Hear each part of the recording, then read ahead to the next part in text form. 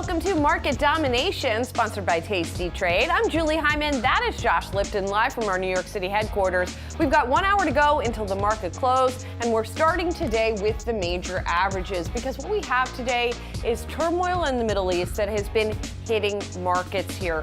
What is happening when we have had Iran firing a barrage of missiles at Israel? Now there are concerns about then retaliation back to Iran directly. And so effectively, it's been a risk-off environment. The Dow is faring a little bit better. We're going to get to the reason why in just a moment. It's right now only down about 50 points or so. The S&P 500 faring worse, down about 2/3%. The Nasdaq Composite off 1.2%. But Josh, even as we see risk off, we see some investors searching for safety as well. What does that mean?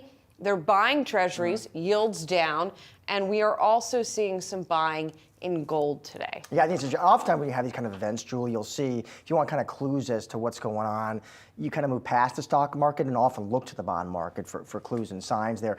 So Iran, one, attacking Israel. Also, we should note, reports indicating 6 killed in a shooting attack in Tel Aviv. As you said, new level of uncertainty as we wait now for what Israel's response is going to be and what that response entails. Do they go after Iranian leadership? Do they go after Iranian oil infrastructure? Right. And obviously, one big question today is how the oil market could be affected, and you can see that pop there. Yes, and what's interesting about that is we recently talked to Andy Lipow, who follows oil very closely, when we saw some earlier back and forth, and Israel, of course, attacking Lebanon as well, Hezbollah in Lebanon, and attacking and killing the leaders of that organization.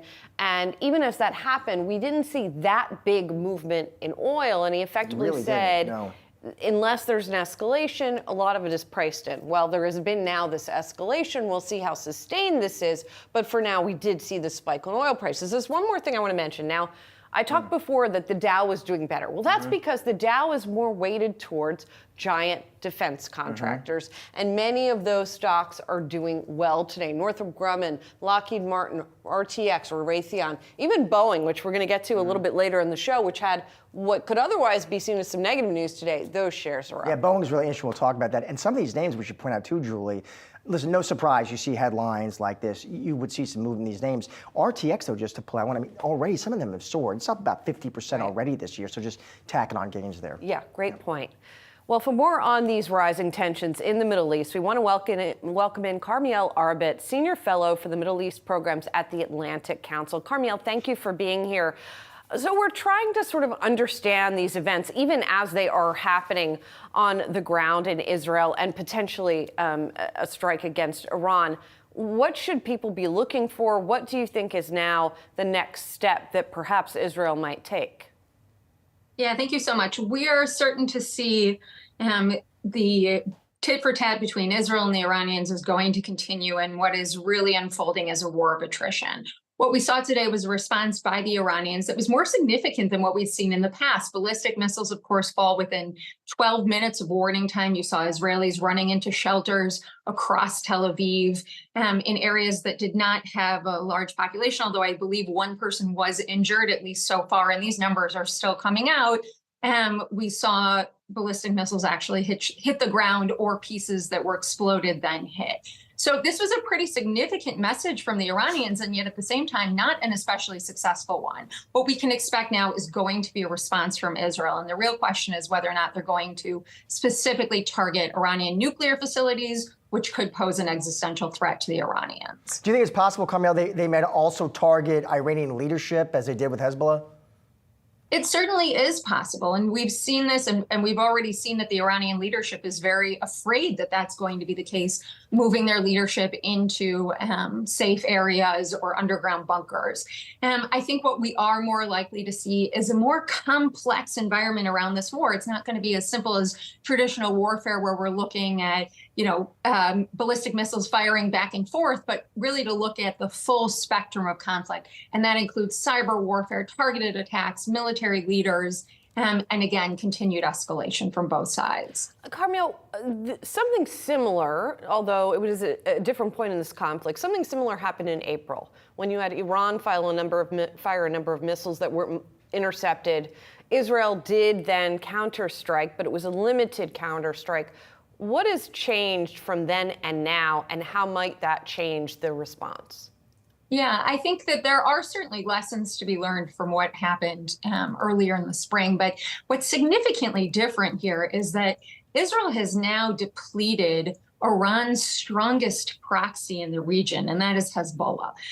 They sent in a very short period of time a significant message about the weaknesses of Hezbollah, which is the best armed and best trained group in the region, and took out Nasrallah, who's really the face of that movement. You know, there are some military movements like Hamas where you might see leadership a little bit more detached, but Nasrallah is really kind of the center force for Hezbollah. So what Israel is trying to accomplish is a little bit different as well. I think for the Iranians, the goal had been to drag Israel into a wider regional regional war, which they had been less successful at, but is now really starting to work. What do you think, Carmel, the role of the U.S. is here and will be? Yeah, I think we're still going to be finding out exactly what role the U.S. played today in taking down some of these ballistic missiles from Iran. So that's going to be coming out in real time. The U.S. is going to continue to work with the Israelis to push for a ceasefire in Gaza simultaneously and to push for a ceasefire between Israel and Hezbollah. The Israelis have said that they have essentially three objectives. And one of those key objectives is enabling Israelis who've been displaced in the north by the hundreds of thousands to return to their homes. And so the U.S. is going to work with Israel to try to make that possible, while at the same time giving the Israelis space to defend themselves as this continues to escalate. What do you think, Carmel, as someone who studies this so closely, what do you think the relationship is right now between Israel and the U.S.? Because, listen, it looks to me like Israel, Netanyahu, they really stopped listening to this administration for months. I mean, this administration told them not to go into Rafah, for example. I'm curious what you think the relationship looks like. Yeah, I think that there will always be tension points between Netanyahu and any foreign leader. He is very committed to his own political survival and his own view of what Israel's security needs are that often does not align with what the U.S. Sees this as kind of being the current imperative to prevent a regional war. That being said, the U.S. and Israel will continue to be very closely aligned as this progresses. The U.S., of course, sees Hezbollah and Iran as a threat to American interests overseas and is going to work with Israel moving forward to support ultimately their ambitions in Lebanon. Carmel, thank you so much for joining the show today. Appreciate your time. Thank you. For more on the latest market moves as tensions rise in the Middle East, let's welcome in now Sam Stovall, CFRA Research Chief Investment Strategist. Sam, it is always great to see you. So listen, geopolitical tensions front and center, Sam, Iran attacking Israel. I'm curious, Sam, as an investment strategist, how do you try to think through this kind of dynamic? Hey, Josh. Well, certainly you try to realize how long it's likely to last. I mean, when you see the market really take a dive and embrace the defensive sectors, consumer staples, healthcare, utilities, which are your traditional safe havens, your go-to during these kind of surprises. But then you see the market recover quite strongly. I'm very impressed with the fact that the market has been able to take a three-punch that it's been experiencing with a more hawkish Fed, with the port strike, and now with the heated up Mideast tensions, to say that this market wants to head higher. But it's too soon to say that the all clear has been signaled, because quite frankly, if we do end up seeing the first ever direct conflict between Israel and Iran, that would very quickly push oil prices up to $85 and beyond. And then presumably that would also be problematic for stocks, at least non-energy stocks, it would seem. Absolutely, Julie. Well, I mean, first off, my thought was, gee, this is almost like 1956, an election year in which you do have a crisis that unfolds in October. Back then, you had the Suez crisis with Gamal Nasser seizing control of the Suez Canal. And then you had the Hungarian uprising that was crushed by Soviet tanks. So October is certainly earning its reputation as having 34% more volatility than the average for the other 11 months of the year. And what happens, Sam? Give us a history lesson on, October during an election year. How does that change the equation?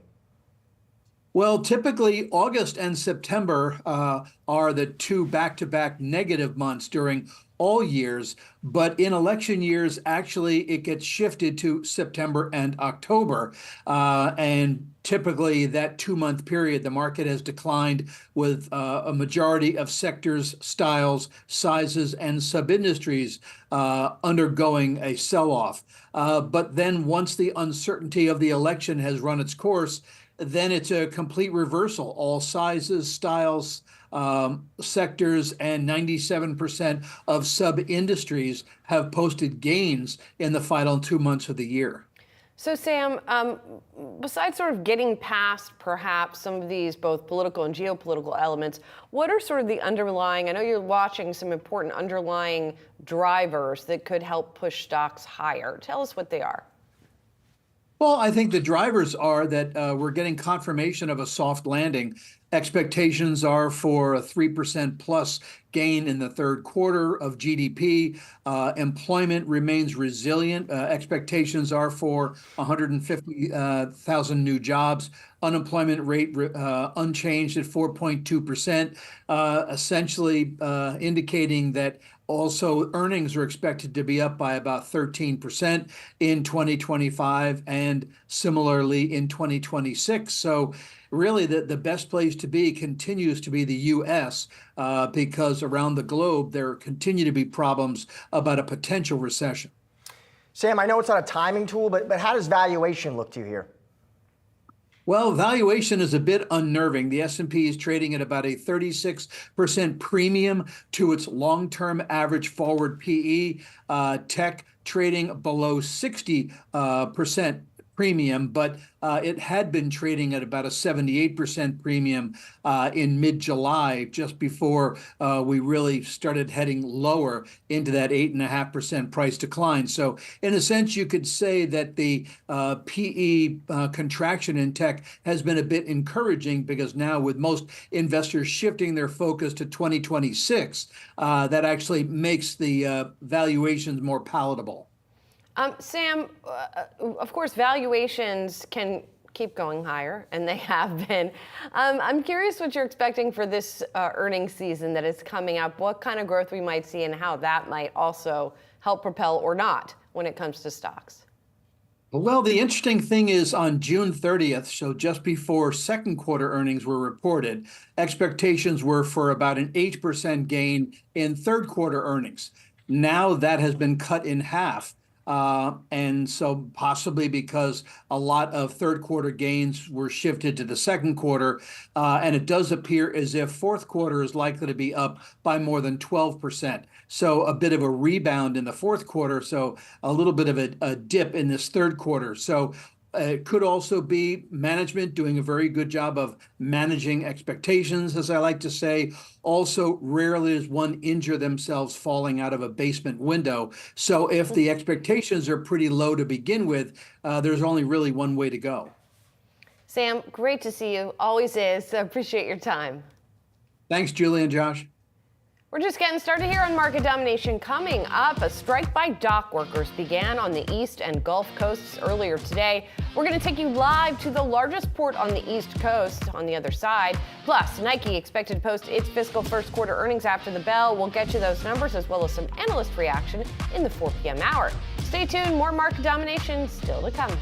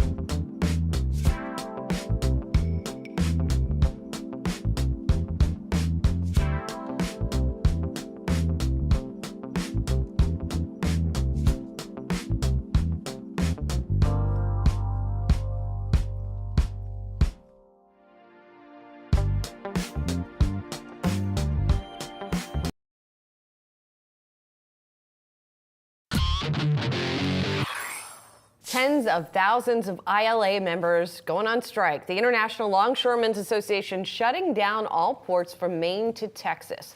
The union failing to reach an agreement with the United States Maritime Alliance on a new contract. For more and the latest, let's get to Yahoo Finance's Danny Romero. She is joining us live from Elizabeth, New Jersey at the Port of New York and New Jersey. Hi, Danny. Julie, no deal yet. The message out here is no contract, no work. More than 200 dock workers have been out here rocking it out on the picket lines. They've been holding signs that are really around phrasing against automation, which has been one of their sticking points. We heard from a union member that has been part of the union for over 10 years that brought out her family, and here's what she had to say. The Americans don't want this. We don't want this. We really don't. We're ready to work tomorrow, but for a fair wage, for security, for our future and our jobs. And I'm ready. We're ready. It's going to hurt us. It's going to hurt us all. This effects of no supplies coming in and out, it's going to take a toll on America.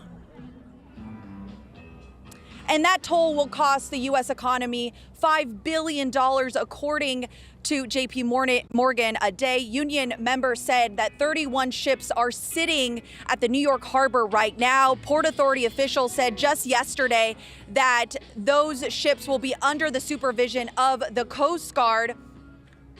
But the question is, how long is this strike really going to go on? And we heard from the vice president of the International Longshoremen Association, and here's what he had to say. As long as it takes. Hopefully not long. I mean, that's not the goal. The goal is to bring everybody to the table and be fair with us. That's all we're saying. And I don't think we're that far apart, to be honest with you.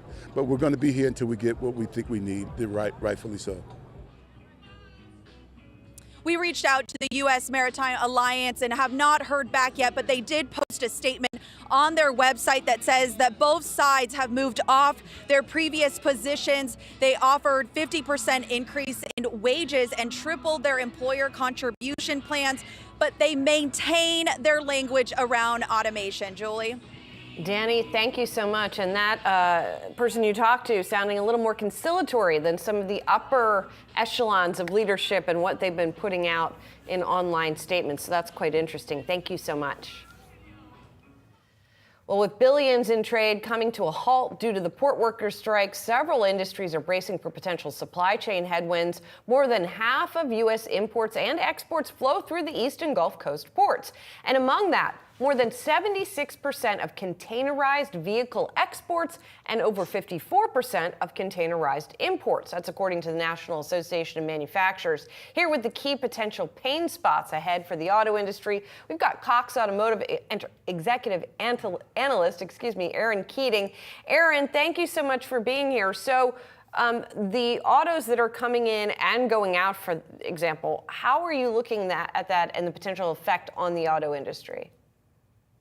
I think as the gentleman said in the pre-discussion, the longevity of this strike will have some effect downwind long term. But right now, we're not anticipating that this is going to be felt at the dealership lots immediately. Right now, we're sitting on good inventory across the U.S., especially with European brands, above national average inventory, actually. And it's a lot of the European brands that are coming through the East Coast. And so we don't believe that the consumers are going to feel pinched quite yet. And in fact, it might actually serve the dealers to have more customers coming in and plenty of supply on the ground right now. Where we might see some pressure is with parts as time goes on. And certainly in the future, again, depending on how long this takes, we might see some pressure on vehicles coming into the country. In broad strokes, Aaron, are there certain brands that would be more at risk than others? You would think about the European brands because typically they would come in through the East Coast. But a lot of, this has been on the docket for quite some time. People have been able to prepare. We've heard of the consumer retail brands being able to prepare. Automotive brands have been able to prepare as well. What we may see is a little bit of more traffic interstate, if you will, either with rail or with trucking, just because we are now having to accommodate different pathways around the country with things going over to the West Coast needing to be brought in. Or more containers having been delivered earlier on the East Coast than perhaps anticipated, and therefore just more movement within the East Coast and Gulf Coast. Aaron, at the same time, the backdrop here, this is at the same day that we're getting some auto sales from many of the auto companies. Sure. GM, for example, sales down 2%. So the backdrop is not fantastic for the automakers. If we're putting this port strike on top of that backdrop, how are you thinking about how the industry is doing? I think we still have always said, at least with Cox Automotive and the data that we've seen, is that we anticipated things were going to get muted or stay stable prior to the election. We know people are sitting on the waiting on the sidelines, just wanting to see what happens with this election. Rates have started to drop, so that's going to start to push up consumer sentiment. We had a few lesser days of selling in September than we normally have because Labor Day got pushed into August. And so we don't think that we're seeing a nosedive here by any means. And in fact, we think that there'll be more momentum towards the end of the year. What about, Aaron, the Fed is starting to cut rates. How much of a tailwind is that Sure. as it kind of ripples through? Immediately for the auto industry, it is more of an emotional uptick, people feeling more optimistic about the future. We know that auto loan rates typically are actually set based on a variety of market conditions. And so they won't immediately get impacted by the rate cuts. But we do believe that those rate cuts will start to impact auto loan rates towards the end of the year, as well as we think more consumers will start to feel lighter because their consumer rates are coming down, whether that's on their mortgage or their personal lines of credit and credit cards. So we do, again, see that we might be tailing back up towards the end of the year, but it doesn't feel overloaded right now that we're not seeing high sales. And with the port strikes, again, we're going to have to see how long that lasts to see what real impact that has, because there's good inventory on the ground right now. And so that's the effect potentially on sales and inventory. What about on pricing? What do you expect from pricing over the next few months? I still think that affordability, we've seen the trend has continued to come down. In general, vehicles are more expensive these days than they were the last time you might have shopped for a vehicle 3, 4, 5, 6 years ago. And so the cost of producing cars is driving up. Again, a lot of preparation has been taken in advance of this, knowing that it's an election year, knowing that we were hoping that rates would come down, the electrification transition that the industry is going through right now. I don't suspect that this is going to have a huge hit on pricing immediately, but depending on how long everything lasts and the unrest and everything else that's going on in the world, perhaps we'll see some increases in the future. Aaron, we do have Tesla deliveries on deck this week. I'm just curious, we talk a lot about slowing growth in that market. What do you see in the EV market, and what do you see ahead? The EV market, honestly, it isn't going down. Where Tesla has been losing share for sure, but that's actually because we've seen a lot more of the traditional automakers coming into the market with some great products and some really great lease deals. And so EV sales, while they're not shooting through the roof the way that people potentially expected, they're on a good pace and they are showing consistent demand. Again, it's not ratcheting up, but it's showing consistent demand.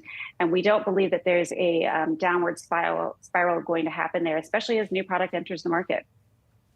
Aaron, great to see you as always. Thanks for joining the show. Sure, happy to be here. Thanks.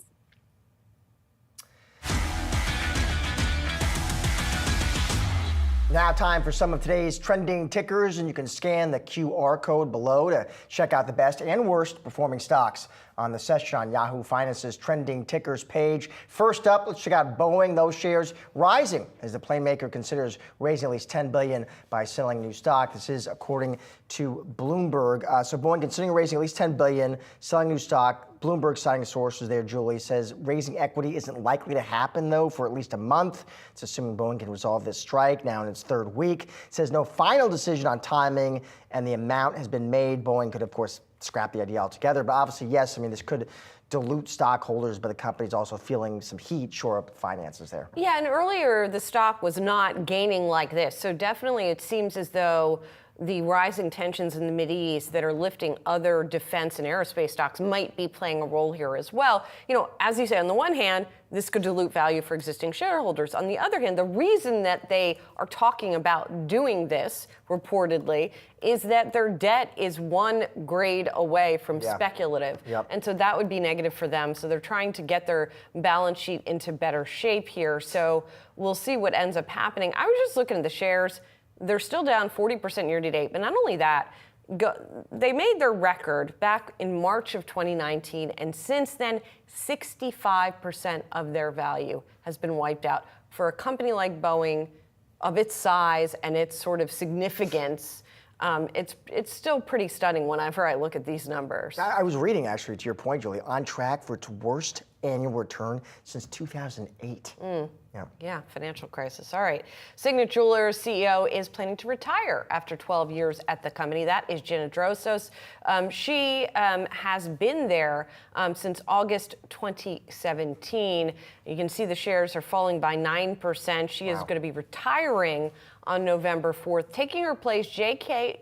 Symancyk, who has been the CEO of PetSmart. His resignation was announced earlier this week, and now we're learning that he's going to be taking the helm there. Yeah, under her watch, by the way, I was reading shares gained about 60% through Monday's close. Remember last month they said sales of their engagement jewelry were up, which sent the stock moving.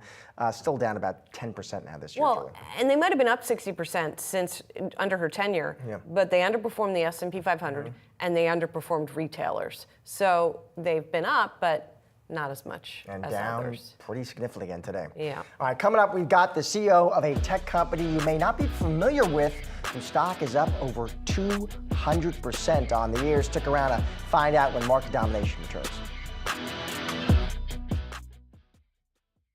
Are you ready to master the markets and, dare I say, become a better leader in the process?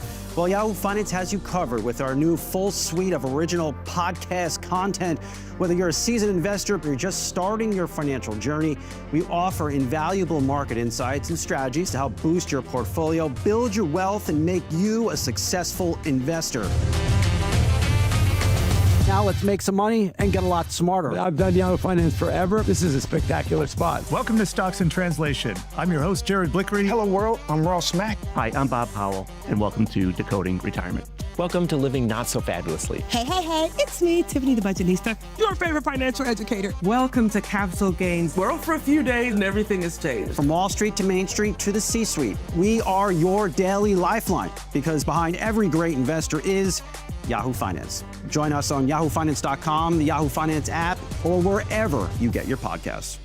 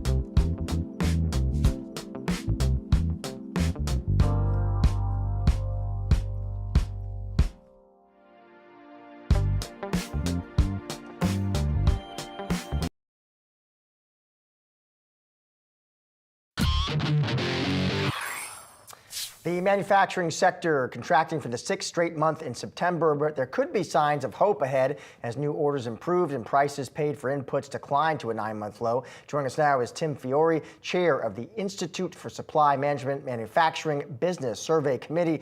Tim, it's good to see you. So bottom line, September ISM manufacturing, Tim, the index remained in contraction, 47.2. Did see some notable swings in components, but walk me through what you're seeing, Tim. So we remained at the same rate of decline as we saw in August, which is a good thing because the 47.2 is not a major decline. It's a moderate to mild decline. It's in that borderline area. It's very consistent with where we've been for the last 12 months, actually almost 24 months, and it's pretty representative of a soft landing. So 47.2 this month, 47.2 last month. The biggest change this month, our PMI is made up of the sum of 5 sub-indexes divided by 5. So you look at new orders, you look at production, you look at supplier deliveries, you look at inventory, you look at employment. The big thing that changed this month for the positive is that our production number returned to a stable, generally 50, which means it's almost like a surrogate for revenue. So we're pretty much the same level of output in September as we were in August, which I think is a good thing. It's showing that the bottom is not falling out, which is really positive. I don't think anybody's expecting the top to grow that much at this point, but the bottom is not falling out. In addition to that, we have continual declines in employment, which is the activity our panel members are taking to right-size their cost structure consistent with the latest forecast for growth going forward. So I think it's a good report. Your comment on demand, yes, we do see some signs. They're very weak signs. Demand is still non-existent. We've had basically 24 months of burning off the most significant probably had in manufacturing history. And we're now at the point where there's not that much left in the order book. We've got to get some new orders in to spur growth and investment and the re-entry into a growth profile. And Tim, all of that looking backward a little bit, although you were just talking about looking forward, but there's a couple of unusual events that could have an effect on the next survey. There's the port strikes, and then there is the hurricane that just took out a lot of manufacturing as a result of cutting a pretty broad swath across the Southeast. So what should we expect in the next report? Yeah, thanks, Julie. So that's a good lead in. There is a third too, and that's the Boeing strike. So, okay, that hurricane is going to cause problems in data quality in October. Not so much quality, but our ability to read what it means, especially with respect to going forward. That hurricane is going to disrupt a whole bunch of stuff. Most likely the transportation lanes are all going to get messed up. We have a lot of people out of work because factories are shut. They can't get to the work site. And we had the Gulf that was closed down days before that hurricane came through and is just now starting up with the impact on plastics, possibly natural gas prices and so on. So what I've said so far today is that October is going to be a really hard month to take its data, load it into the prior data, and forecast what is going to happen going forward. But I kind of know what this looks like. We saw it back in 2017 with the big hurricane in August of 17. So we'll deal with that. The second one here is the port strike. This port strike has to end in a week. If it ends in a week, then okay, we just move on. If it goes on beyond a week, it's going to be a problem. For instance, if it went on for a month, you're probably looking at 3 months worth of disruption that we're going to have to work through. And the sad thing is that it's going to mess up the transportation lanes again. So we won't know whether it's new demand activity that's causing the anxiety and the strain in the transportation chain, or whether it's because they're trying to clear out what happened with the port backlog. So another confusing data point that we'll just have to work through. Hopefully this thing is over in a week. The third one is the... Yeah, I'm sorry, go ahead, Jim. No, go ahead, I'm sorry. Yeah, last thing is the Boeing strike. Our worst performing big 6 industry sector, 73% of manufacturing is included in 6 industry sectors, is our transportation equipment sector. That is number 2. It's about 15% of manufacturing GDP. And the aerospace piece is about 35% of that. So when you have Boeing, by far the predominant force in aerospace and defense, when you have Boeing coming down, and if they stay down for an extended period of time, they will eventually shut off their supply base. And that will lead to a lot of activity, furloughs, layoffs, lack of revenue, and all that. So you get 3 really going on here outside the global tension stuff. That's a whole different ballgame. Boeing's got to get back to work for themselves and for all of us. This port strike, same thing. Okay, you've got a good point. Make your point. This is a problem when you have a 6-year contract. Nobody could have forecasted the inflation that these poor longshoremen went through in the last 3 years without a real raise. And then you've got the hurricane disruptions that will be a one-timer. And either way, we'll be out of that by probably mid-November. Tim, another dynamic I want to get your take on. Rates are coming down. How much support does that provide the manufacturing sector over the next few months, Tim? So those two big issues, we had the interest rate uncertainty that got resolved a couple of weeks ago. Very good, very happy for that. About 12% of our headline comments are indicating that rates are a wicked headwind for their companies. So now that rates are starting to come down, I mean, they're not accommodative for sure, they're not even neutral, but they're on a path to come down. So that should alleviate a lot of fears, especially when we're forecasting 2025 at this point. A lot of people will feel good about 2025 with the rates coming down. The other one, and it's going to especially impact construction, which didn't hit the goals we wanted to this year, which is part of the reason why we're slowing down, and automotive, which, like I've already talked about, automotive is in a pretty serious decline here. I just saw your show earlier on. She was right on the money. We're not back to the proper output levels on automotive, and it's mainly a financial issue. The cost of cars are way up, and the cost of financing them, whether you lease or buy, is way up. Both of those have to come down. So I think that's kind of, That's kind of where we're at. I want to ask about prices also and inflation, because the prices paid index at 48.3, it's the first time this year that's been a signal that there are decreasing overall costs, is what I was seeing was the interpretation. So does that then also mean, increasing profitability for some of these companies that then can also presage an increase in activity at some point? So, our price number down the 48 level, 48 to 52 is generally normal kind of churn. Okay, we're down this month. 48 is not much. We're not really down. What we measure is input cost, material cost. We do not measure labor. So it's a pure measurement of what our companies are paying to their supply base. So coming down to 48 is good. Is it much better than a 51, 52? Probably not a lot, but it's good. It could very well it's probably going to go to 52, 54 next month because transportation issues, the disruption from the hurricane and so forth. So we're probably going to see a bump up. But I think in terms of stability of pricing, allowing companies to forecast their profitability, I think we kind of achieved that back in the early summer. We were on a good growth path coming into January. Prices were coming down. We hit March, and then we had a problem. There was a confusing signal that was sent. I think the Fed got the same, inflation's coming back. We did too. We went through 2 or 3 months of inflation coming back, then we saw it start to heal back over and come down to a much more normal rate. So I think, I think companies have baked in a certain level of inflation this year. Most of it was passed through, and it appears so far, at least in the first half of the year, they were able to pass through quite a bit of it. The profitability of companies is still very good. I think we're going to close the year with a pretty profitable year too. But more importantly, the rest of this year has always been liquidity since March. So next year, knowing that prices are not going to probably overinflate, the only reason that would happen is a huge dislocation in the petroleum markets, which is possible with what happened today. But assuming that doesn't happen, you'd have to have a really, really strong demand to drive these prices back up to where they're not really supportable.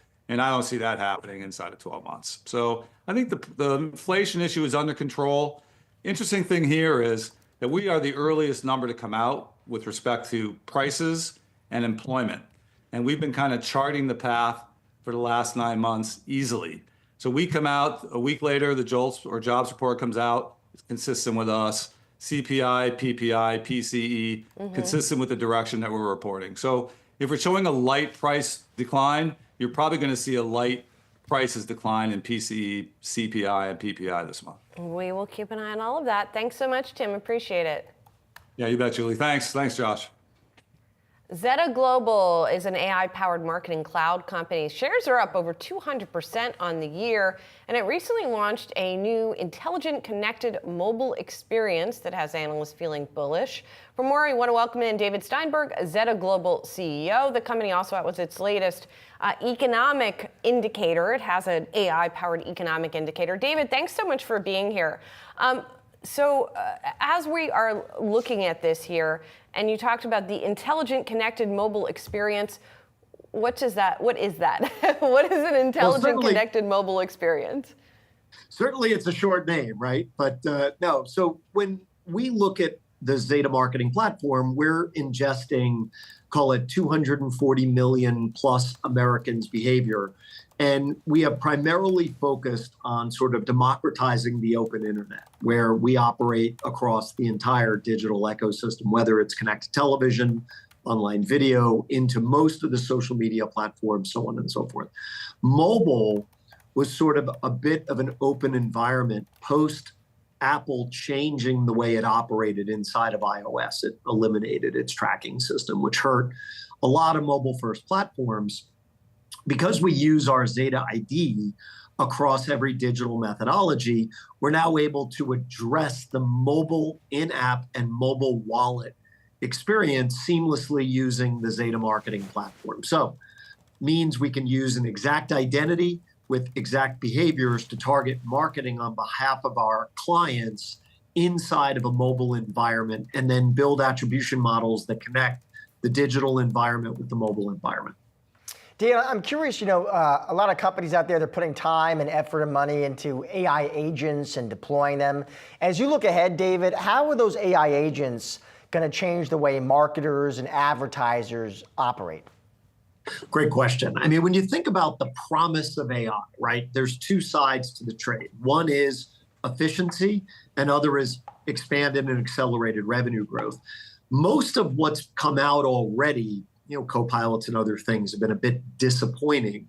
When you look at how the Zeta marketing platform operates, and we did at our Zeta Live conference this past week, roll out an entirely upgraded AI agent studio, what it's really doing in our world is taking on the responsibility of human capabilities and moving them to the next level. So, your own virtual data scientist living inside of the platform, which allows you to massively lower cost across your internal ecosystem. And it allows you to identify individuals who are in market for your products more efficiently and effectively, therefore spend less on marketing, but return substantially more per dollar invested.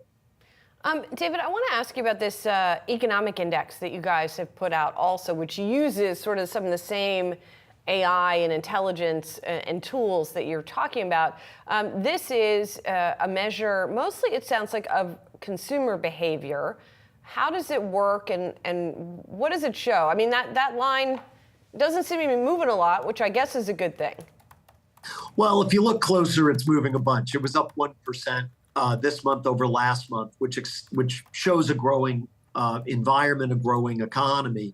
So what we did, interestingly enough, is we took 20 years of economic data, everything from the CPI to GDP growth to labor to retail sales, and we fed it into our proprietary LLM. We then appended that with the actual behaviors of the 240 million Americans in our data cloud in real time. And because the GDP is 70% consumer spending, it gives us a very, very good view as to what's happening with the economy. Really, it was to showcase our artificial intelligence and data assets and show that we could do a better job building a forecasting and reporting infrastructure for the U.S. economy. But it also shows how Zeta is growing from just focusing on marketing into business intelligence. And a lot of our clients are using this for forecasting inside of how they build their own supply chains and their own businesses. David, we'll have to have you back to talk more about all of this. Thanks so much for your time. Appreciate it. Thank you so much for having me. Coming up, it's the latest edition of the Yahoo Finance Investor Playbook. We're taking a deeper dive into the best ways to be positioned in the tech sector specifically. Stick around, we've got more market domination still coming your way.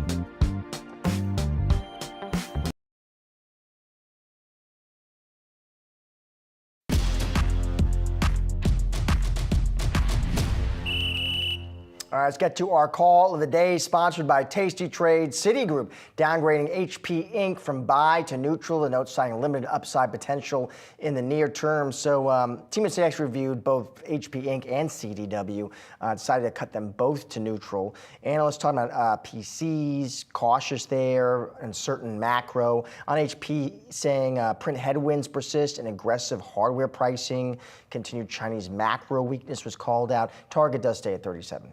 Yeah, and they also said the AI opportunity that might be coming to PCs is not coming yet. In fact, it's not coming till 2026, 27. That printing commentary that you mentioned echoes some of the commentary we saw from Bank of America last week, which also downgraded HP at that point and said printing margins are going to continue to be under pressure. So this is the second kind of notable downgrade that we've seen in the span of a week. Also, the analysts there talking about macro weakness in China, despite the recent stimulus that we've heard about. So all of that adding up to about a 3% hit for those HP shares.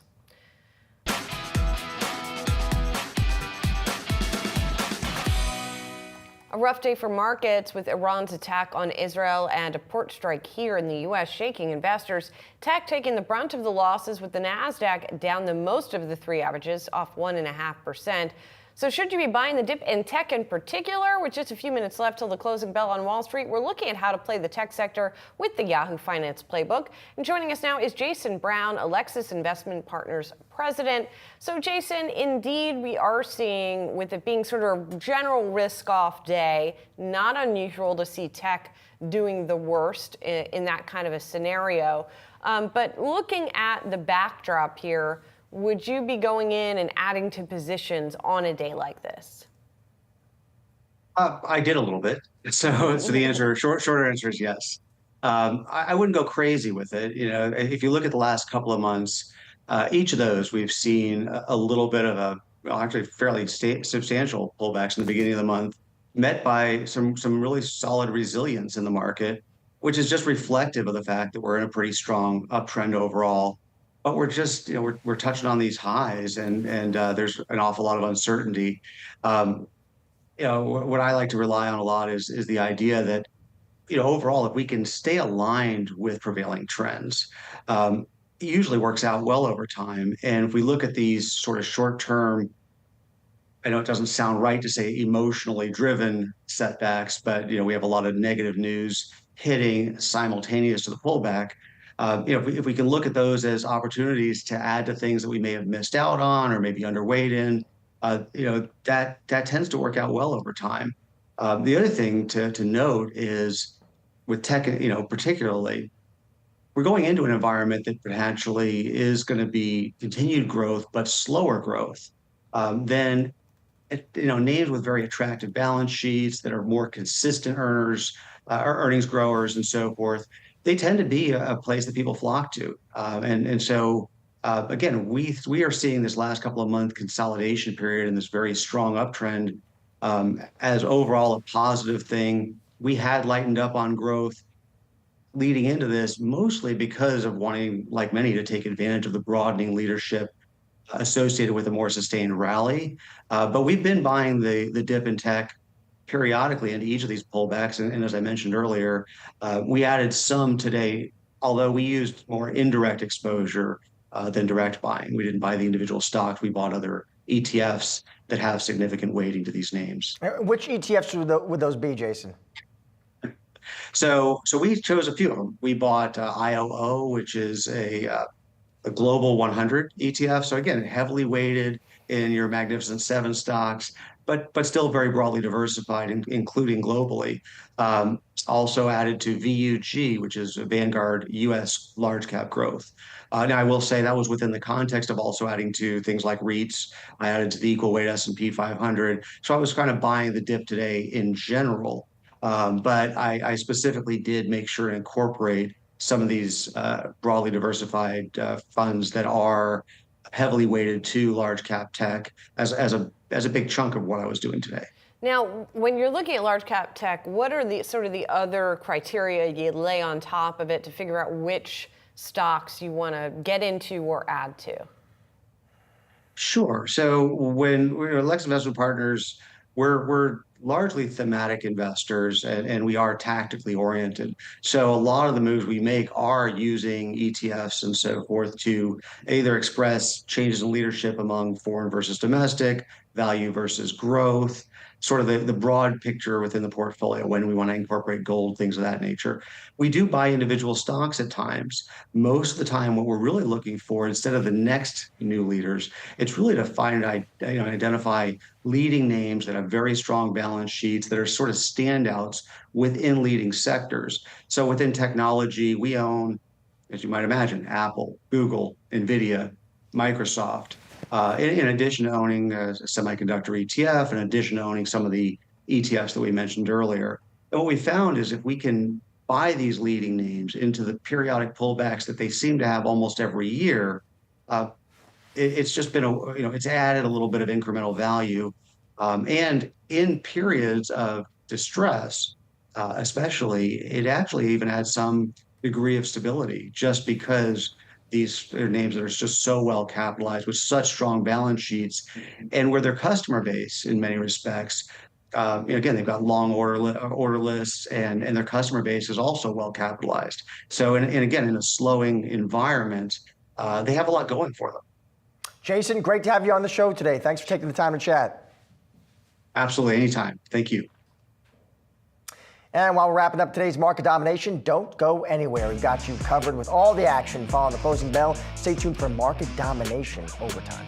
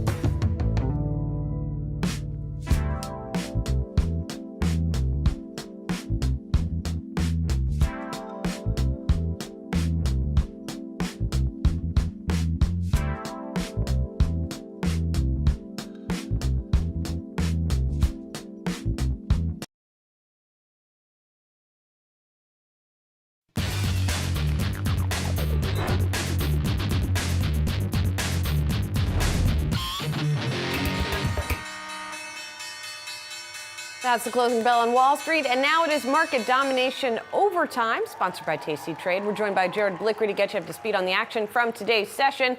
Let's start with where the major averages ended the day here. And we see them moving back down towards the lows as we close out the session. The Dow off about 173 points. It did the best of the three major averages as we discussed earlier. There are more sort of aerospace and defense giants in here. The catalyst today, as we've been discussing, is increased tensions and beyond between Israel and Iran, with Iran firing a barrage of ballistic missiles towards Israel. And this is after Israel's ground invasion of Lebanon. And so all of this going on amidst the port strike as well, which began today, equaling some pressure on the major averages. The S&P 500 down about 0.9%.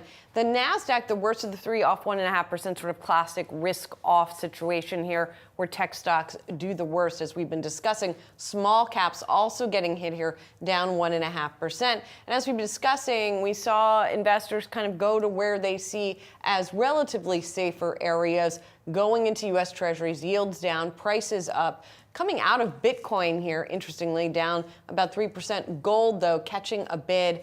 And then the other big thing to watch today has been crude, up 3.2% on maybe some increased concerns about what's going to be happening to supply out of Iran. Jared? Yeah, thank you. I'm actually writing about crude oil and potentially higher energy prices for tomorrow's morning brief, so make sure to catch that tomorrow. Just want to review some of the action today. Pretty interesting. I would note that here's the VIX. We saw this spike up here. These are all geopolitical concerns, but we do see a lot of VIX spikes in October and November. We call it prime time crash season. Now, it doesn't always happen that way, and in fact, October tends to be a positive month, unlike September. But when we do have spikes in the VIX, you got to be careful in October because we've seen a lot of market meltdowns in history. Not saying that has to happen this month. Not to get too far ahead of ourselves, just want to plot a 10-year T-note yield. That was down about 6 basis points today. Just taking a look at the candlesticks chart, we probed lower and then we closed higher. So I think that's a significant reversal, and we might just see higher interest rates in the days and weeks to come. That combined with a higher dollar portends a headwind to equities prices. Too early to tell, but 2 days there, we're just seeing the very beginning potentially of a trend. And so a higher dollar could mean a flight to safety in the U.S., and that just doesn't do well for risk. Looking at the sectors here, energy was up, but not as much as tech was down. Tech just taking it on the chin, down 2.5%. XLE, that's energy, that is up over 2% on the back of those higher crude prices. Utilities, communication services, industrials, those round out the winners today. And I'd also add that only tech was the underperformer. So let's take a look inside. We have software here, a lot of red, not Atlassian, that seems to be the standout, but PanW down over 3%, Snowflake down 4%, MongoDB 4.7%. I'm going to leave you with the chip stocks. NVIDIA down 3.6%. Guys. All right, Jared, thank you. Stocks closing lower across the board, but off the worst levels of the day. Rising tensions in the Middle East, having investors in a risk-off mood. And joining us now is Scott Ladner, Horizon Investments Chief Investment Officer. Scott, great to see you. Hey, Josh. So let's start there. I mean, geopolitical risk front and center. Iran attacking Israel. We're waiting to see how Israel responds. But how are you, as a CIO, thinking about this, Scott? What are you telling clients? Look, I mean, clients are obviously asking questions. Everybody's a little bit nervous because this is pretty fast-moving, as these things tend to be, right? It's a weird one, though. It's almost like the Chinese stimulus stuff that maybe we'll talk about a little bit as well. But it's like fool me once, fool me twice, with geopolitical things impacting markets for even medium term. So right now we're I wouldn't say we're skeptical, but we're kind of waiting and seeing a little bit. Oil is moving a bit, and so obviously kind of like things that are tied to global growth have sold off a little bit today.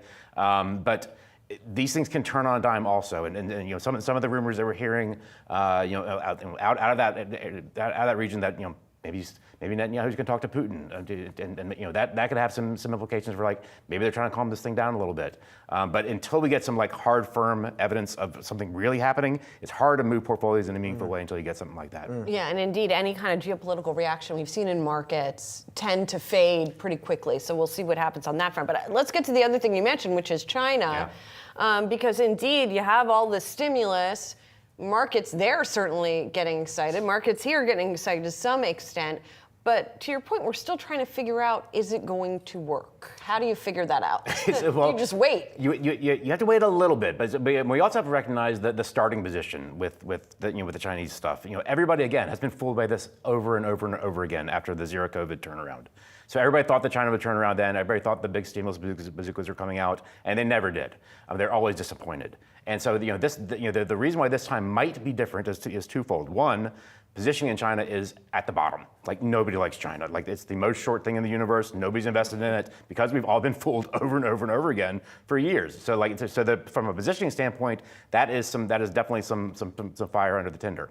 But the other thing is, President Xi came out and essentially gave sort of some encouraging words with respect to stimulus, something that they really have never done before on this entire thing. That plus the idea that they're going to make it easier to buy houses for speculation.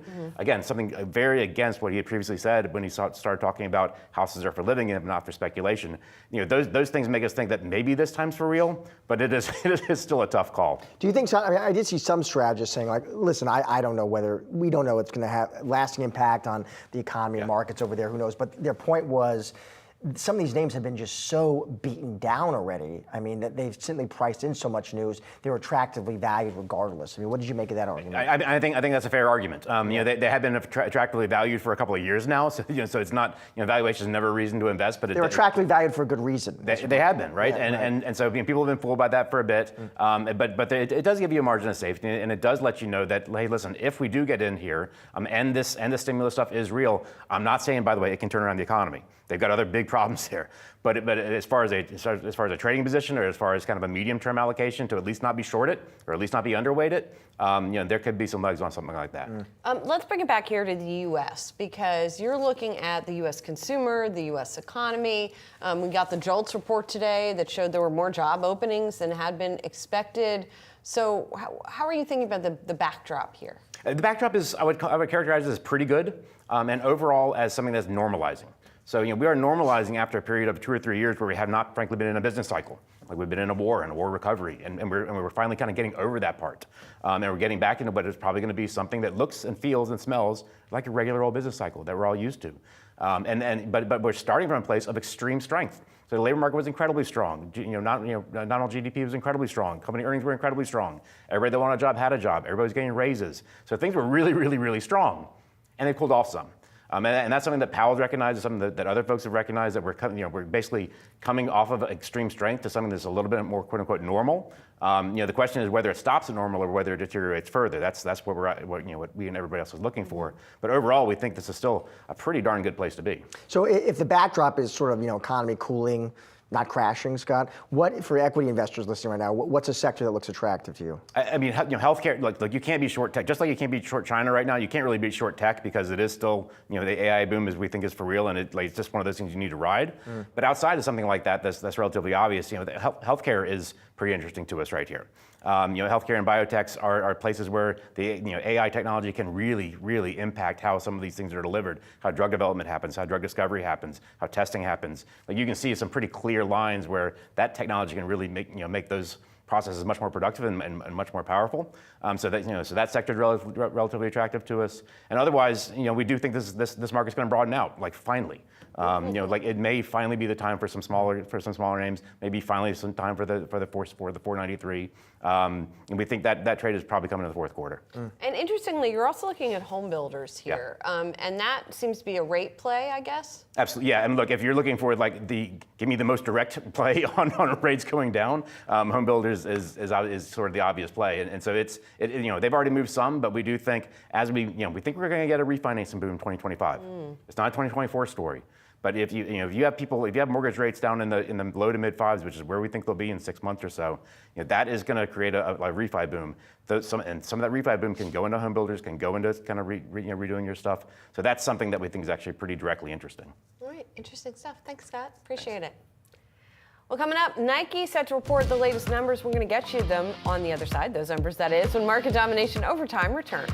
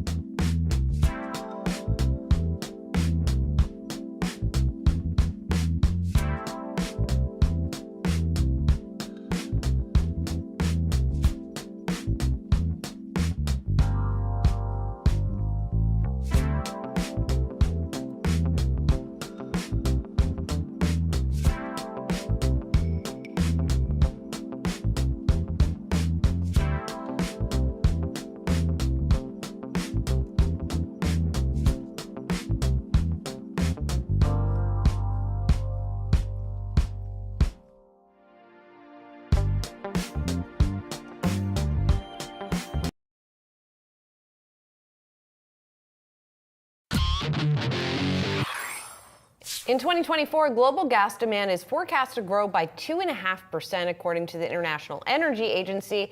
And even greater demand may be waiting in the wings beyond this year for natural gas. EQT, one of the largest producers of nat gas in the U.S., points to AI fueling demand for the commodity. And Toby Rice, EQT CEO, is joining us now to discuss.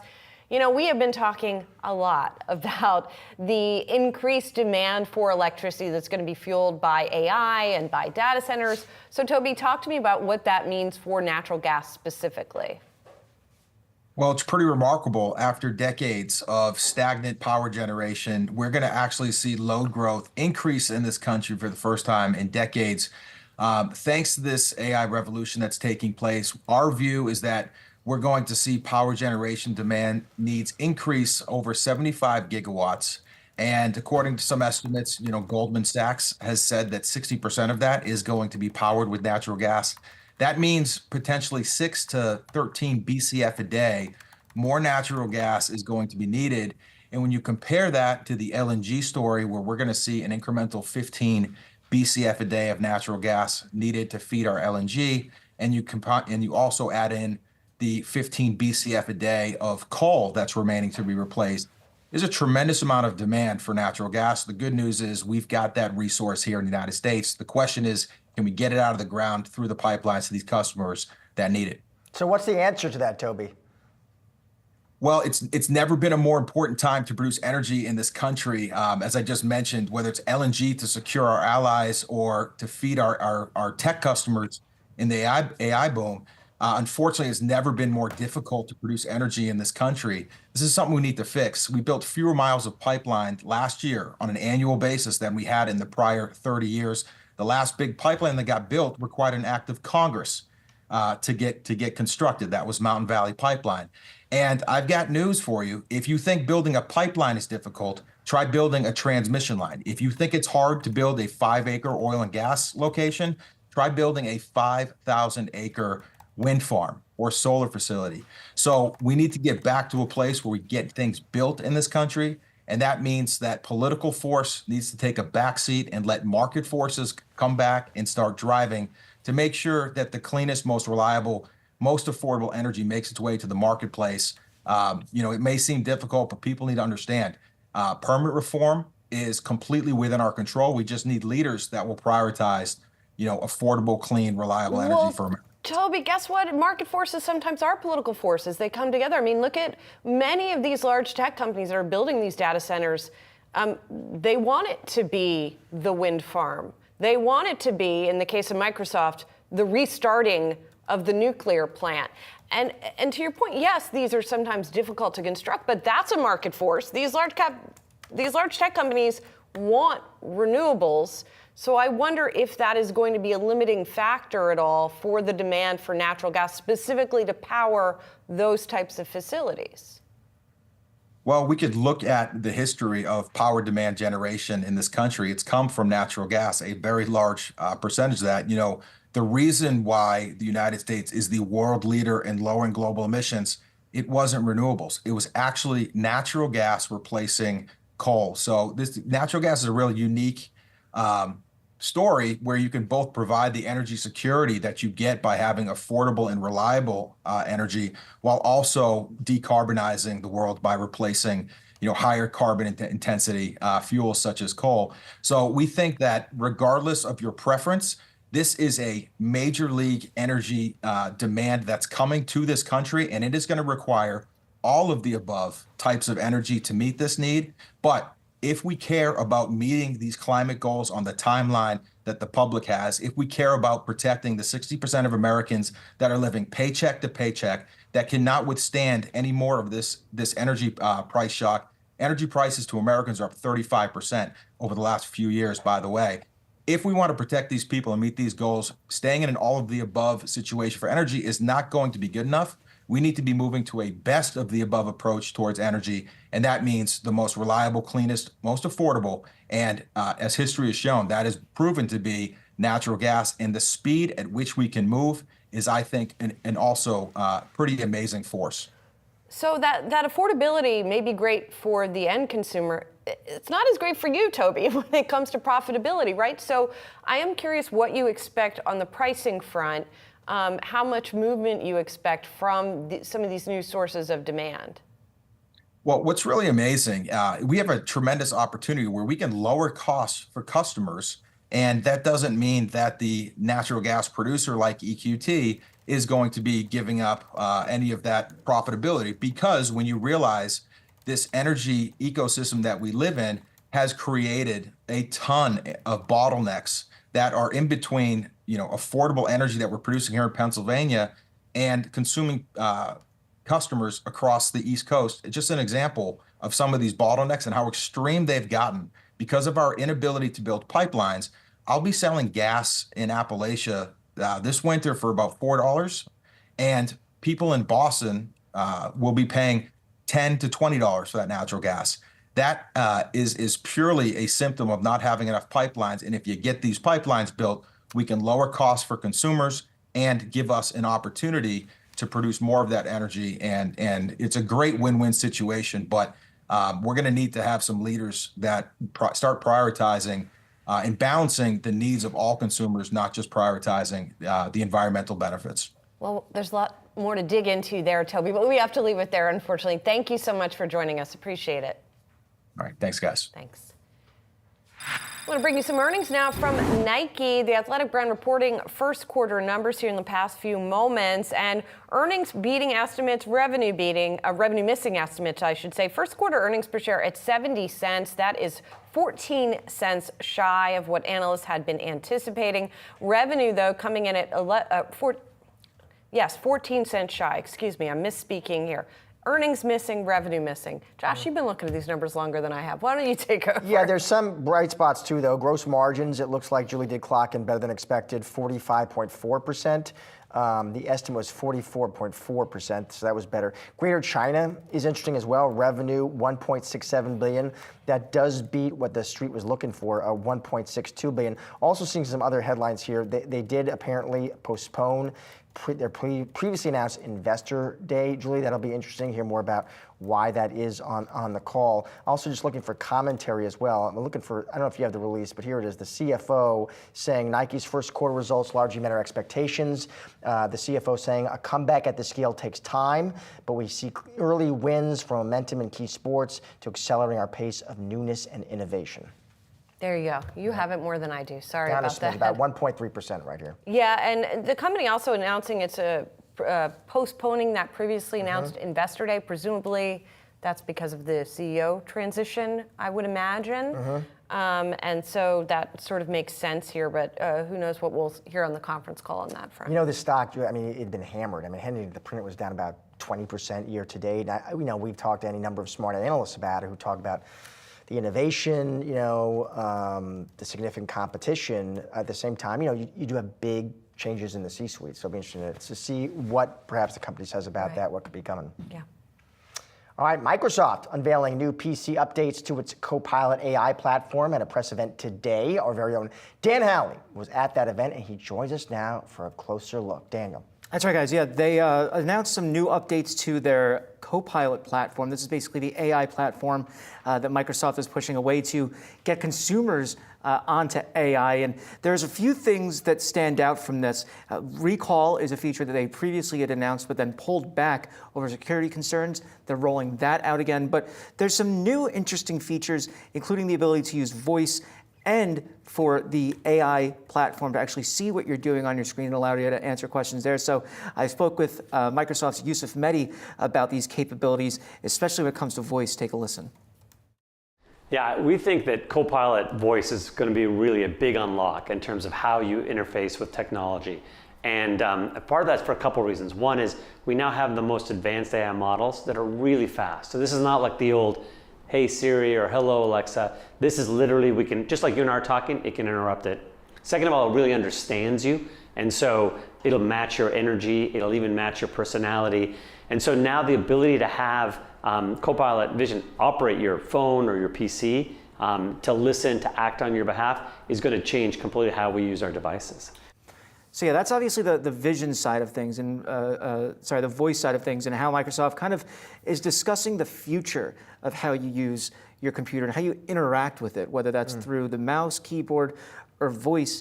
But they're also rolling out this Copilot Vision feature. This is going to be limited right now to just Pro subscribers, and it's only a subset of those. And what it'll essentially do is allow Copilot to see what you're doing on your screen, and then you can directly interact with it. So if you see something on your screen, like, I don't know, a product that you might want to buy, it will be able to look at that and give you more information about it. There was a preview that they showed us, a demo, where there's persons having a back and forth with their computer about what they might want to watch viewing the Rotten Tomatoes site. So we have more from Youssef on the vision side of things too.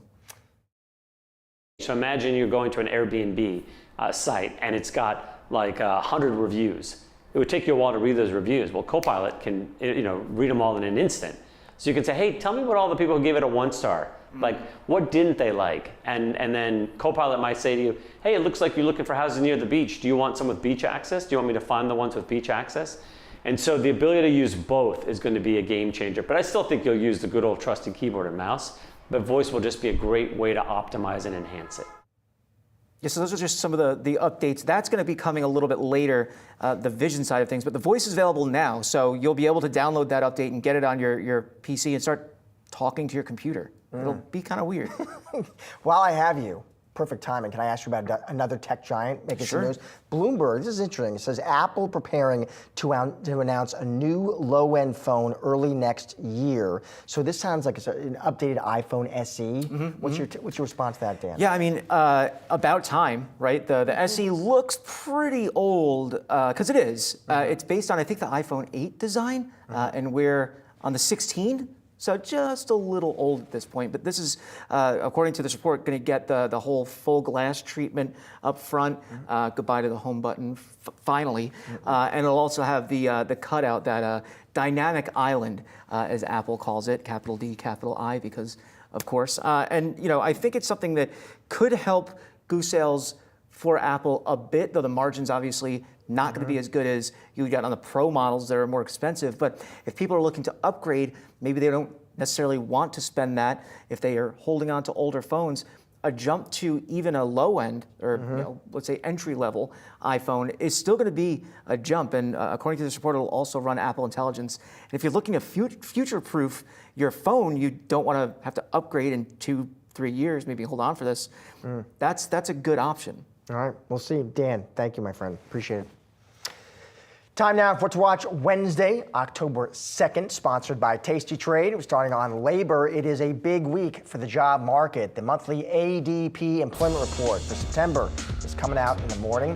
Economists forecasting that number to hit 125,000. An increase from last month's report is coming after today's JOLTS, that's the Job Openings and Labor Turnover Survey, came in stronger than expected. All of that data coming ahead of Friday's full jobs report, which matters particularly to the Fed. Atlanta Fed President Raphael Bostic telling Reuters yesterday that he's open to another large rate cut if the job market weakens. And speaking of the Fed, we'll be getting more Fed commentary tomorrow from various officials throughout the day. Investors will be listening closely, of course, for any clues about what the Fed's next move will be after it slashed interest rates by 50 basis points last month. And on the earnings front, another batch of corporate earnings coming in with Conagra, Levi's, and Tilray brands. Levi's reporting third quarter earnings after the close. Analysts focusing on the health of the company's U.S. and European wholesale. And finally, Tesla expected to report delivery numbers for the third quarter. Analysts estimating deliveries will come in at about 462,000, but some analysts are saying that number could be as high as 470,000. That'll do it for today's Market Domination Overtime. Be sure to come back tomorrow at 3 p.m. Eastern for all of your coverage leading up to and after the closing bell. But don't go anywhere. On the other side of the break, it's Asking for a Trend. Got you covered for the next half hour with the latest and greatest market-moving stories so you can get ahead of the themes affecting your money. Stay tuned.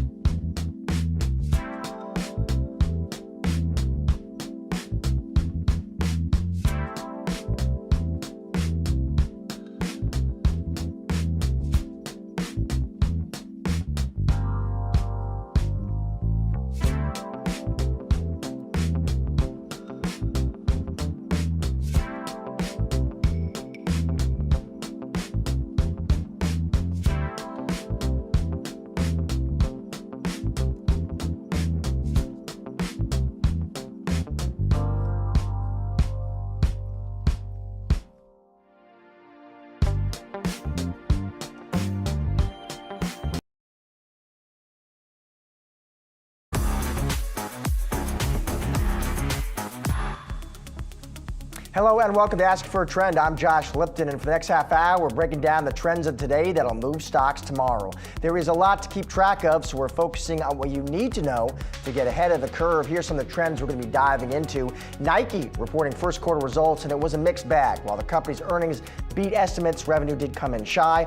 One bright spot, however, was China, where revenue for that business came in above expectations. We've taken a deeper dive into the results straight ahead. Plus, it was a volatile day on Wall Street. Oil and the VIX spiking as Iran sends a barrage of missiles into Israel. The key trends from the trading day coming up. But one bright spot in today's session was gold. Investors seeking the safe haven, and we have a closer look in today's chart of the day.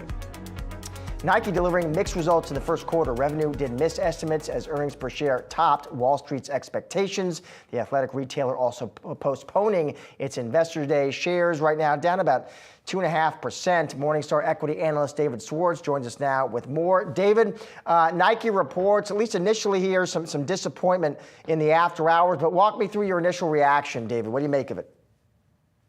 Pretty much what people expected. The sales were down 10%, which is exactly what I had in my model. The breakdown by geography was a little bit different. As you mentioned, it did appear that China was not quite as bad. I think I had the sales down 5.5%, and China's sales were down 2%. But sales in Europe and North America were clearly weak. But this was expected. Nike has really been warning us since late last year, December of 2023, that the sportswear market was not very strong and that its innovation cycle was not looking particularly good for the beginning of the fiscal 2025 either. Right now, Nike is in a situation where it doesn't have a lot of new products coming out, and it is pulling back on some other products. Now, the EPS, though, was above expectations. This isn't uncommon. Nike has repeatedly in the last few quarters, even in quarters with weak sales, has beaten the bottom line numbers. It looks like overhead expenses were quite a bit below what people expected. And David, obviously it's a big change in the C-suite for this company. John Donahoe's out. You know this company backwards and forwards. If you review his tenure, what did he get wrong, David? I think the biggest mistake was that he spent too much time worried about where Nike's products are going to be sold and not enough time worrying about the products themselves. I think that's probably just because he doesn't come from the industry. He had a background in tech as his former CEO of eBay and had been at Bain, which of course is a consulting firm. There was a lot of concern when he came in that Bain is known for layoffs, and in fact there were layoffs at Nike, and I think morale was pretty low. But the biggest problem was just that Nike pulled out of a lot of wholesale accounts and was unable to drive sales through its own channels because it just didn't have the products that the customers wanted. And meanwhile, its competition has really stepped up. That competition is stronger than ever. This industry in sportswear is much more competitive now than it was 5 years ago. And Donahoe, I think, didn't understand that until it was a little bit too late. And so now Elliott Hill moves in, David. Two questions. One, in your opinion, is he the right guy for this job? Two, what in your opinion are his immediate priorities? Well, according to reports, Nike employees are very happy to have him back.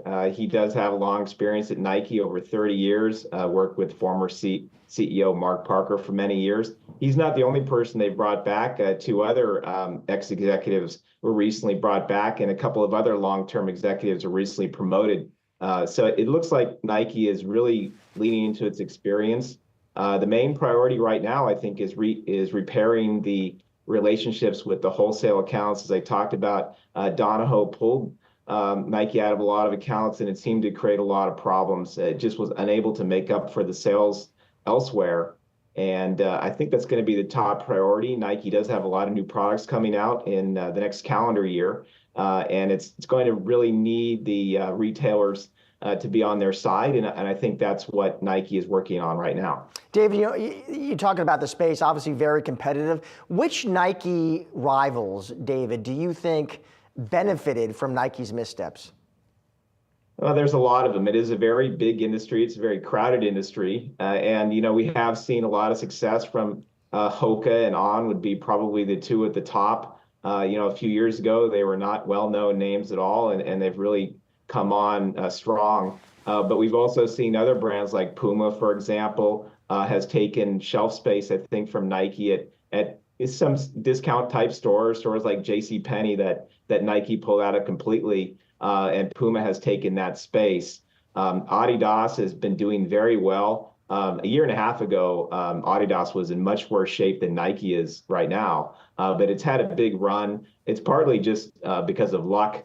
The Terrace style shoes have been selling really well and getting a lot of distribution. So there's a wide variety of companies that have benefited at least to some degree from Nike's moves, but there's not just one company. David, always great to have you on the show. Thank you for joining us. Thank you. Well, EQT Corporation announcing 15% of its workforce will be cut as a result of the closing of its acquisition of Equitrans midstream. Back with us to discuss EQT CEO Toby Rice. Toby, thanks for hopping back on. I saw this headline crossing, and I just wanted to get you to come back to have the chance to talk about it a little bit. Now, you guys had spun off Equitrans, now you're buying it back, and basically this disclosure says when that's completed, you're going to be cutting 15%. Now, talk me through that and what kinds of roles are going to be eliminated. Well, the company that we purchased, Equitrans, was a pipeline business, and a big part of the jobs that they created were building pipelines. And as I mentioned here, it's never been more difficult to get energy built in this country.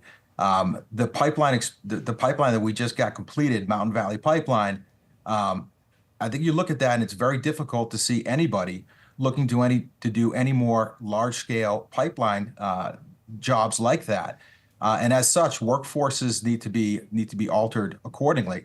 I think this is a great opportunity for us to recognize the need for us to get back to building more infrastructure, because it's not just the customers that are paying unnecessarily higher energy prices.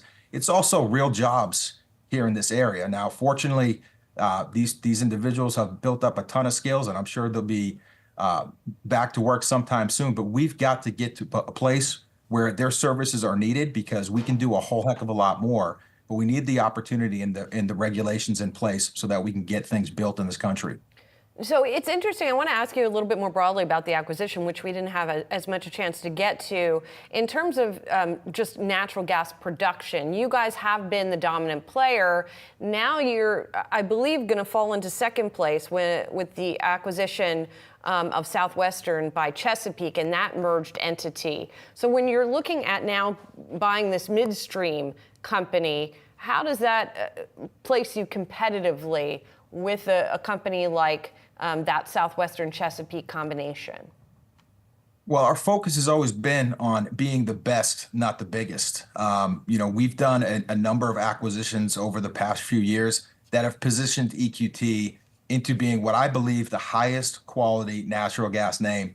Quality for a natural gas business is really simple to understand. What's your cost structure? EQT has a cost structure of $2. That means that we'll be able to break even with gas prices as low as $2.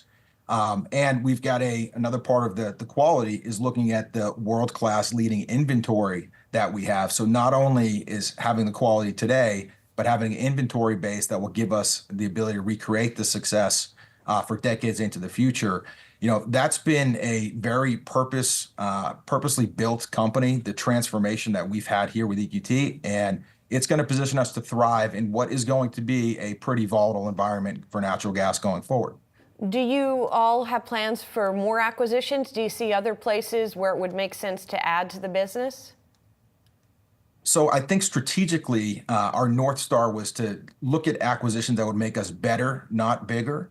And we've sort of checked the box on creating the high quality must-own natural gas name. For us, it's about being really patient. And I think paying down some debt is going to be a focus in the short term. And then I think when we step up, we look at acquiring, high quality natural gas assets. That's probably going to come from buying back our own stock. And with the strip playing out where it's at, that could be an opportunity in the future for us. So we've got a great business. We've got great scale. We've got a tremendous amount of access to premium markets. Now it's about us executing, connecting the dots, and being patient and disciplined with the strategic moves that we make. Toby, thanks again for hopping back on quickly there. Really appreciate your time today. All right. Thanks a lot. Stocks closed lower to kick off the fourth quarter as Middle East tensions escalate. And Yahoo Finance's Jared Blickry joins us now with the trading day takeaways. Jared. Let us begin because Q4 kicks off. Now, we just closed an excellent quarter. In fact, the best first 9 months to the year since 1997. Been talking a lot about that. So I just want to show the price action today. Notable that energy in the forefront, that's up over 2%. We saw WTI crude, which we'll take a look at in a second. That was surging up to 5% at its highs.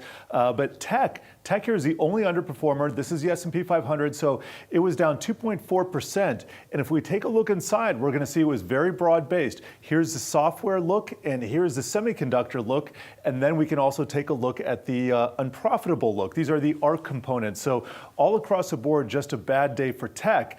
And let me get to the futures here so we can see what happened in WTI crude. There are all these missiles lobbed by Iran over at Israel, which we've been talking about. And there in the upper left is CL equals up F. That was up 3.6%. At one time today at the highs, it was the highest since last year. October 13th had never jumped that high.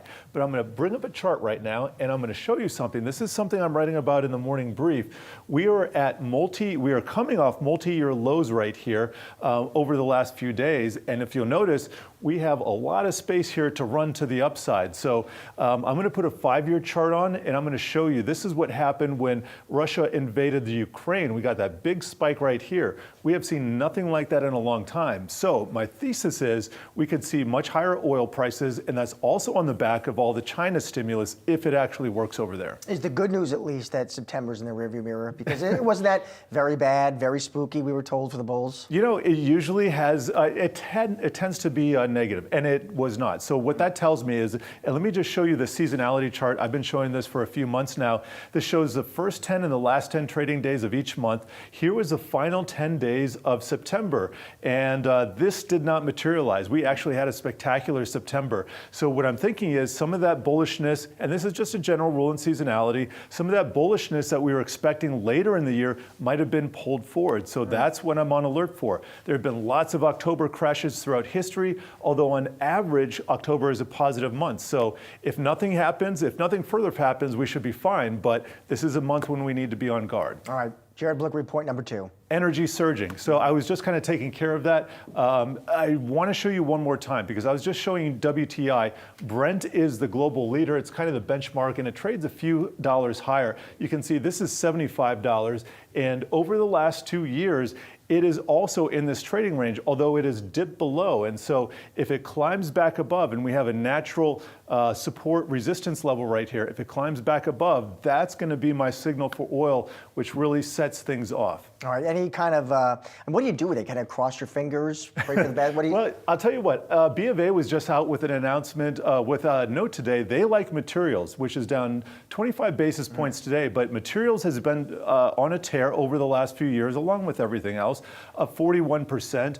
I'll show you the last 3 months because I believe it was up something like 8-9%. That's 3 days. Here's 3 months. There we go, up 10.5%. So it really came alive here.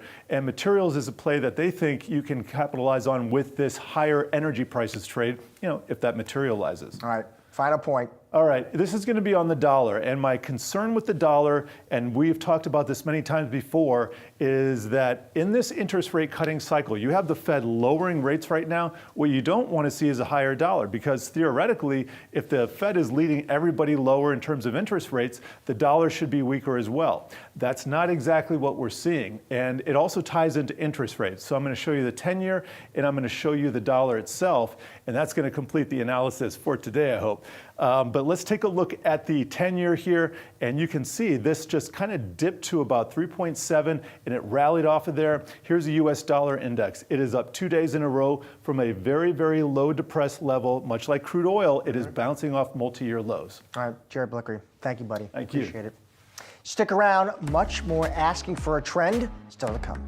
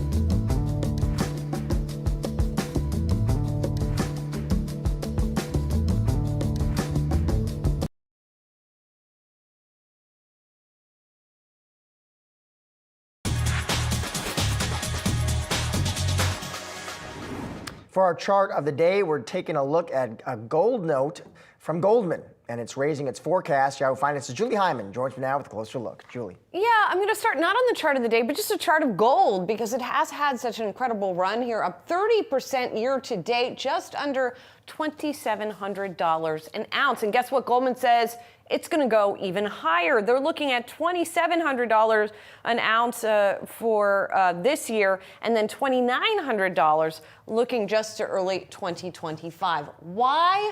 Well, they say that people who have been watching gold are looking for a so-called secret buyer. Who's been buying up the gold?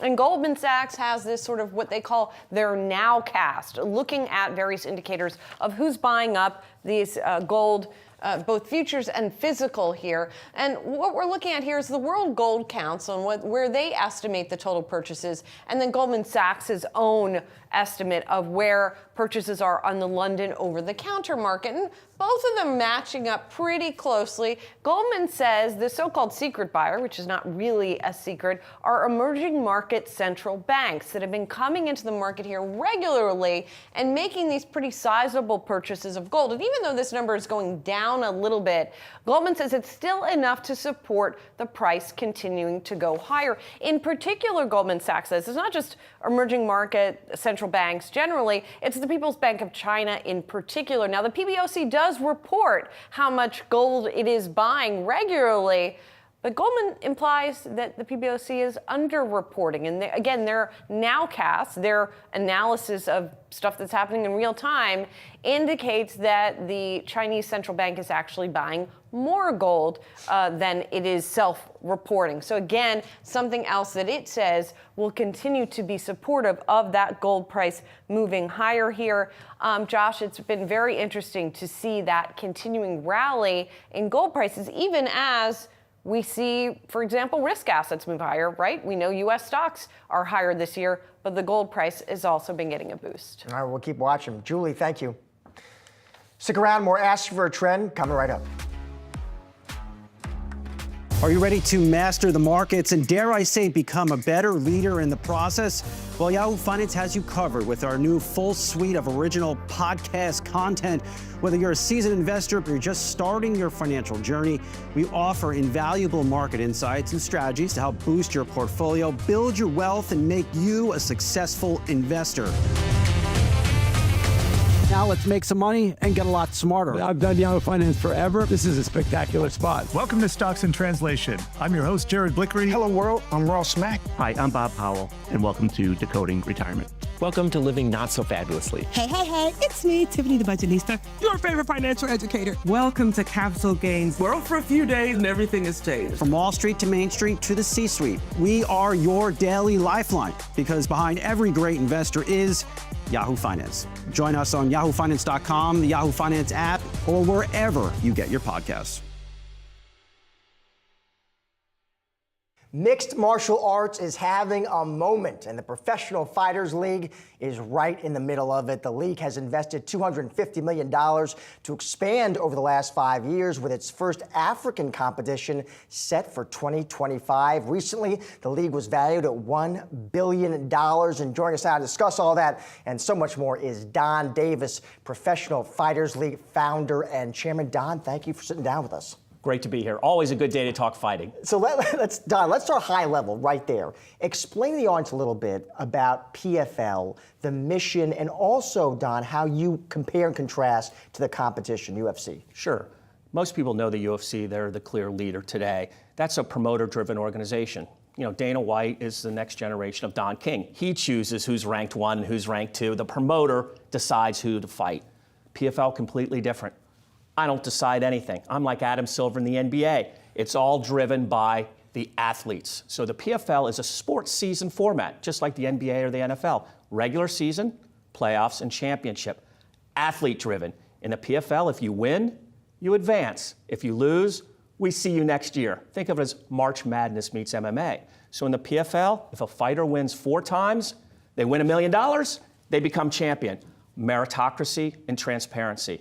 That is what's propelled our explosive growth. Very different format, the same one that all other sports have. It starts with the fighters, right? You need those great, dynamic, high-profile fighters. Do they come to you also, Don, because is the pay different? Are you paying more than UFC? It's astounding. I'll give you a metric. There's only one organization that ranks all fighters independently, Fight Matrix. 30% of PFL's roster, top 25 ranked in the world. The exact same percentage as UFC.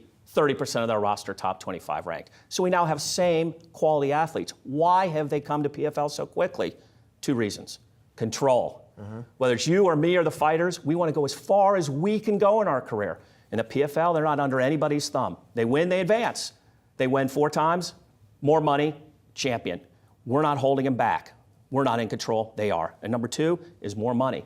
We pay the same per fight as the UFC, but you get championship bonuses that average 5 to 10 times what you make per fight. So you can create real wealth if you become a champion in the PFL. Let me ask you about this market broadly. Talk MMA as a market, as a sport. Is it big enough for multiple players? Absolutely. Here's what's fascinating. Why I started 6.5 years ago is not because I was an MMA fan. As an investor and company builder, I saw 3 things. 3rd biggest fan base in the world. Soccer's 1, basketball's 2, MMA's 3. 650 million fans, and the most underserved and undermonetized fan base. Think of UFC and PFL together. We only have 70 events between the 2 of us. There's 5,000 basketball games and 4,000 soccer matches. So very, very scarce. MMA is a 25-year-old sport, that's it. All other sports are 100 years old. So that curve we all learned in business school, this is just starting its high growth period. So there'll be at least 2, maybe 3 big global players in MMA. Who is, and you mentioned the fan base, Don. Who is the fan there? I mean, what's the demo, and has it evolved at all?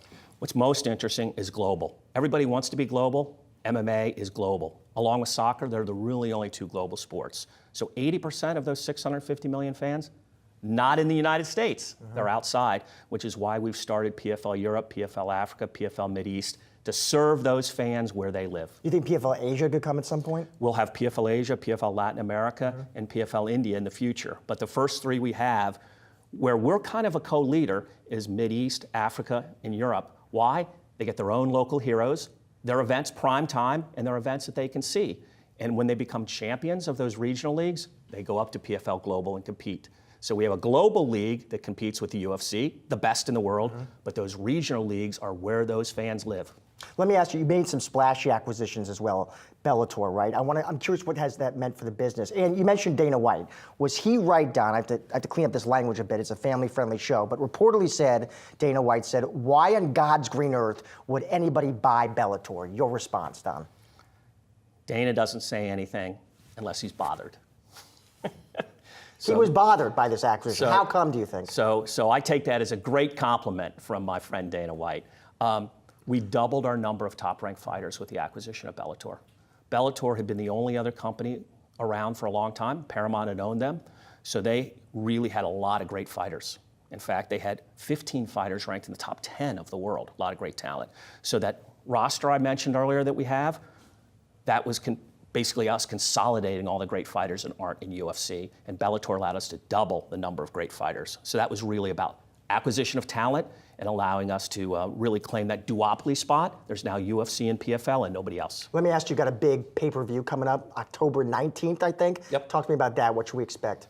What's cool is it's not from UFC. Biggest fight of 2024 is from this little old PFL. Battle of the Giants. Francis Ngannou, the number Big one. name. Yep. Yeah, number 1 fighter in the world when he left UFC. This is his first time back into the cage, and he goes against the number 5 by ESPN rankings, Renan Ferreira, who's also the fastest and biggest and hardest puncher, 6'8". So you've got Godzilla versus King Kong, something I want to see as a kid. So this is a big, big, big fight. And then you have the biggest women's fight of the year, Chris Cyborg, who is the GOAT of women's MMA, 18 years and only 1 loss and 4 promotion wins against Larissa Panchenko, who hasn't lost except for 1 time in 8 years, and last beat Kayla Harrison, who's the face of UFC right now. So best men, best women, battle the giants. Let me get you on this, Don. IPO down the line, what do you think? Possibility? Man, I'm working to build a company for fans and fighters. That'll take care of itself. But we're only 6 years in. We're 50% of UFC's audience, and we're twice as big as MLS in terms of viewership. They've been around 30 years, both those guys. We're a humble little 6 years. So if we get fans and fighters happy, that'll take care of itself. Don, great to have you here. Thanks for having us. Appreciate it. All right, that is a wrap on today's Ask for a Trend. Be sure to come back tomorrow at 4:30 p.m. Eastern for all of the latest market moving stories affecting your wallet. Have a great night.